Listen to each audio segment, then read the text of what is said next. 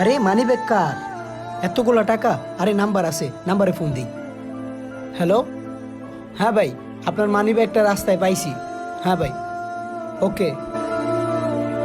বন্ধু লোকটা ভালো রে। হ্যাঁ। আপনাকে আমি কল দিছিলাম না ভাই? এই যে আপনার মানি ব্যাগটা আমি পাইছিলাম।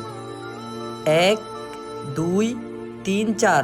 আরে এখানে তো 10,000 টাকা ছিল, আর 6,000 টাকা কই?